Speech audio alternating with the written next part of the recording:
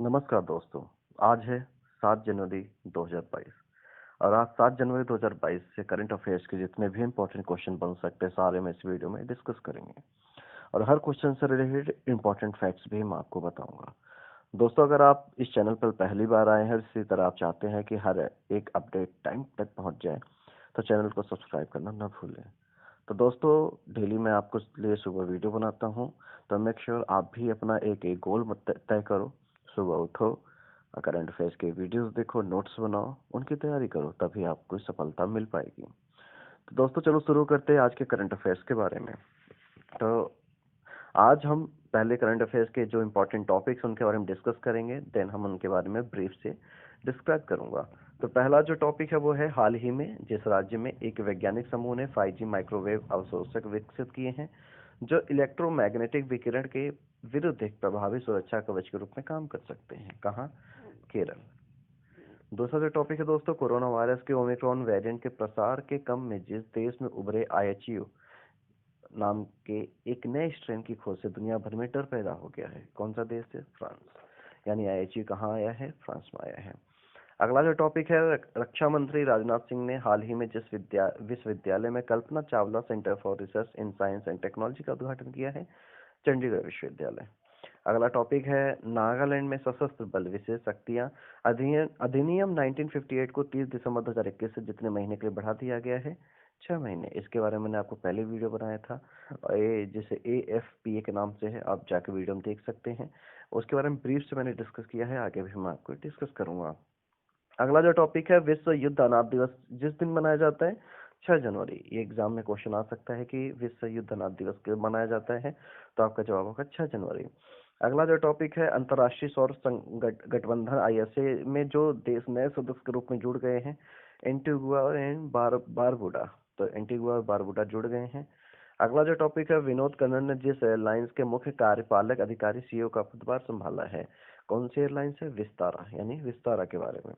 तो ये तो इसलिए टॉपिक्स है, अब इनके बारे में हम ब्रीफ से डिस्कस करने वाले हैं आगे, कि कम्प्लीटली क्यों है, कैसे मनाया जाता है, क्या है, सारी चीजें हम बताएंगे। तो आप वीडियो पर बने रहें। अगला जो अब पहले क्वेश्चन की तरफ हम रुक करते हैं। हमारा पहला जो क्वेश्चन है, विश्व युद्ध अनाथ दिवस निम्न में से किस दिन मनाया जाता है? तो सही जवाब है 6 जनवरी। यानी कब मनाया जाता है? 6 जनवरी को एग्जाम में क्वेश्चन आता है, world day of war orphans निम्न में से किस दिन मनाया जाता है? 6 जनवरी। हर साल 6 जनवरी को विश्व युद्ध अनाथ दिवस के रूप में मनाया जाता है। कोरोना वायरस महामारी के कारण इस वर्ष यह दिन और भी अधिक प्रासंगिक हो गया है। विश्व अनाथ दिवस दुनिया को याद दिलाता है कि दर्दनाक परिस्थितियों में बच्चों की देखभाल करना प्राथमिकता है। इस दुनिया को पूरी दुनिया में युद्ध अनाथों की दुर्दशा के बारे में जागरूक पैदा करने और उनके सामने आने वाली दर्दनाक स्थितियों के समाधान के उद्देश्य से मनाया जाता है। क्या मनाया जाता है? विश्व युद्ध अनाथ दिवस कब मनाया जाता है? 6 जनवरी। ठीक है, आप इस चीज को नोट कर लीजिए। फिर हम आगे अगले क्वेश्चन की तरफ रुक करते हैं। हमारा अगला जो क्वेश्चन होगा वो होगा, अंतरराष्ट्रीय सौर गठबंधन ISA में कौन से देश नए सदस्य के रूप में जुड़ गए हैं? सही जो जवाब होगा एंटीगुआ एवं बारबुडा। तो आपका जवाब आप नोट कर लीजिए।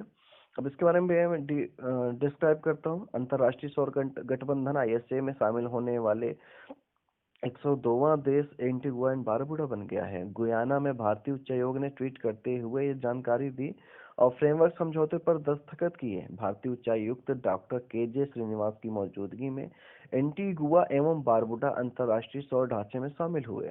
अंतर्राष्ट्रीय सौर गठबंधन अपने सदस्य देशों में ऊर्जा पहुंच लाने, ऊर्जा सुरक्षा सुनिश्चित करने और ऊर्जा संक्रमण को चलाने के साधन के रूप में और सौर ऊर्जा प्रौद्योगिकियों की बढ़ती तैनाती के लिए ये सहयोगी मंच है।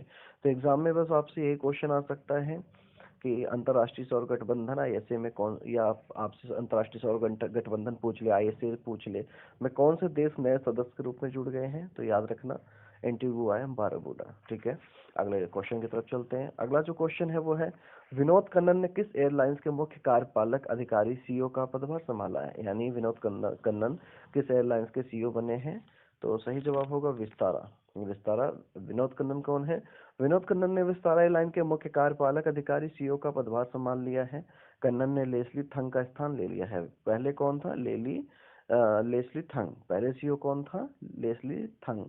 वे जुलाई 2017 से 31 दिसंबर 2021 तक कंपनी के CEO रहे हैं।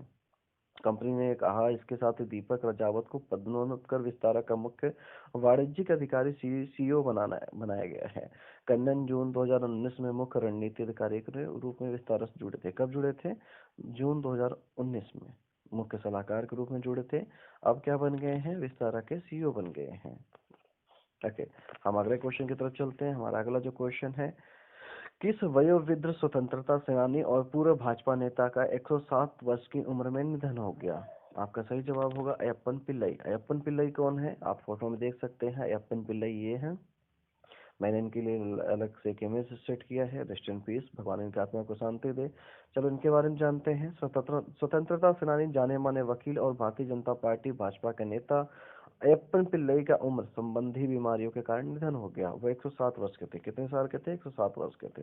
राष्ट्रपति महात्मा गांधी के प्रशंसक पिल्लई ने भारत छोड़ो आंदोलन में सक्रिय भूमिका निभाई थी। महात्मा गांधी की सलाह पर ही पिल्लई ने छोटी उम्र में त्रावणकोर की तत्कालीन रियासत में सार्वजनिक सेवा के क्षेत्र में कदम रखा था। तो ये भारत छोड़ो आंदोलन महात्मा गांधी जी के साथ ही थे आंदोलन में। और कितने साल के थे? 107 साल के। क्या नाम है? अय्यप्पन पिल्लई। तो ये आप नोट कर लीजिए। हम अगले क्वेश्चन की तरफ चलते हैं। हमारा अगला जो क्वेश्चन है वो है, हाल ही में किस राज्य में एक वैज्ञानिक समूह ने 5G माइक्रोवेव अवशोषक विकसित किए हैं जो इलेक्ट्रोमैग्नेटिक विकिरण के विरुद्ध एक प्रभावी सुरक्षा कवच के रूप में काम करते हैं? सही जवाब होगा केरल, यानी केरल ने विकसित किया है। अब इसके बारे में डिस्क्राइब करता हूँ। हाल ही में केरल में एक वैज्ञानिक समूह ने 5G माइक्रोवेव अवशोषक विकसित किए हैं जो इलेक्ट्रोमैग्नेटिक विकिरण के विरुद्ध एक प्रभावी सुरक्षा कवच के रूप में काम कर सकते हैं। आपको बता दें कि स्मार्ट और उन्नत इलेक्ट्रॉनिक उपकरणों की बढ़ती खोज ने दुनिया को इलेक्ट्रोमैग्नेटिक प्रदूषण के अपरिहार्य खतरे में डाल दिया है। हाई एंड उपकरणों को प्रभावित करने के अलावा इलेक्ट्रोमैग्नेटिक हस्तक्षेप EMI जीवित जीवों के स्वास्थ्य के लिए भी हानिकारक माना जाता है।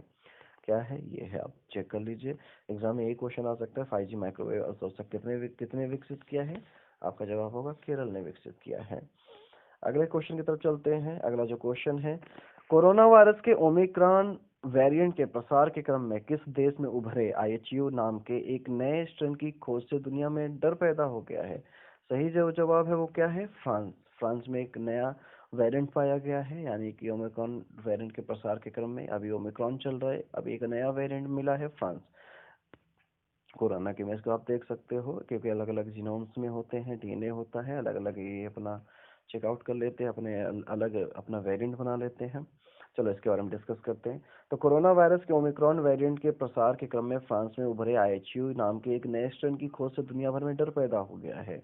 IHU संस्करण का पहला ज्ञात मामला नवंबर 2021 के मध्य में फ्रांस के एक व्यक्ति में पाया गया था। कब आया था पहला? नवंबर 2021 में पहली बार फ्रांस में मिला था। अफ्रीका के कैमरून से लौटा था वो व्यक्ति, जैसे IHU स्ट्रेन मिला था, बीमार पड़ा था कोविड से, वो अफ्रीका के कैमरून से लौटा था। यह वेरिएंट B1640 का एक उपवंश है। इसे B1642 के रूप में वर्गीकृत किया गया है। मैंने जैसे बताया कि इनका एक अलग जीनोम होता है, DNA के हिसाब से इनका नाम दिया जाता है, नामकरण किया जाता है। इससे पहले जो तबाही आई थी डेल्टा वेरिएंट था, फिर ओमिक्रॉन है, अभी फिर IHU आया है। भगवान जाने क्या ही होगा। चलो फिर अगले क्वेश्चन की तरफ चलते हैं। अगला जो क्वेश्चन है, रक्षा मंत्री राजनाथ सिंह ने हाल ही में किस विश्वविद्यालय में Kalpana Chawla centre for research in science and technology का उद्घाटन किया है? सही जवाब है चंडीगढ़ विश्वविद्यालय। तो चलो इसके बारे में डिस्कस करते हैं। रक्षा मंत्री राजनाथ सिंह ने हाल ही में चंडीगढ़ विश्वविद्यालय में Kalpana Chawla centre for research in science and technology का उद्घाटन किया है।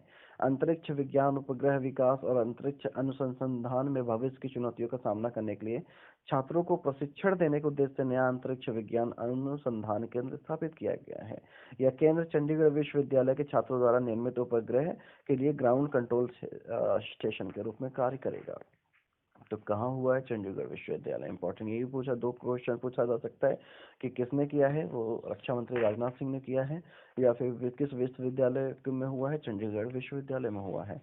चलो अगले क्वेश्चन की तरफ हम चलते हैं। अगला जो क्वेश्चन है, लास्ट जो हमारा क्वेश्चन है, नागालैंड में सशस्त्र बल अधिनियम 1958 को 30 दिसंबर 2021 से कितने महीने के लिए बढ़ा दिया गया है? 6 महीने के लिए। इसके बारे में मैं ऑलरेडी अफस्पा बोला जाता है, इससे ऑलरेडी मैं एक वीडियो बना चुका हूँ, आप प्रीवियस वीडियो में जाकर देख सकते हैं। तो उसमें डीप से मैंने डिस्क्राइब किया है। तो चलो इसके बारे में डिस्कस करते हैं। नागालैंड में सशस्त्र बल विशेष शक्तियाँ अधिनियम 1958 को 30 दिसंबर 2021 से 6 महीने के लिए बढ़ा दिया गया है। यह कानून सेना को राज्य के आसान क्षेत्र में कहीं भी स्वतंत्र रूप से संचालित करने के लिए व्यापक अधिकार देता है। अफस्पा कानून के तहत सेना 5 या इससे ज्यादा लोगों को एक जगह इकट्ठा होने से रोक सकती है। इसके तहत सेना किसी के घर में बिना वारंट के घुसकर तलाशी ले सकती है। ये कानून सेना को बिना वारंट के किसी को भी गिरफ्तार करने की भी ताकत देता है। नागालैंड में भी अशांति चल रही है, आपने वीडियो न्यूज़ में देखा ही होगा। वहीं पर फसपा लागू कर दिया गया है जो कि इस रूल के अंतर्गत आता है। ठीक है, तो आज के लिए इतना ही काफ़ी है। आप ये सारे क्वेश्चंस रीड कर लो। इंपॉर्टेंट फैक्ट्स भी मैंने आपको बताए हैं कि इंपॉर्टेंट क्या क्या आ सकता है। तो मेक श्योर कि आप प्रॉपर अच्छे से तैयारी कर रहे हो। अगर आपको इससे वीडियो से रिलेटेड कुछ भी डाउट आता है, कंसर्न आता है, इश्यू आता है, तो मुझसे कभी भी आप कमेंट सेक्शन में डिस्कस कर सकते हैं।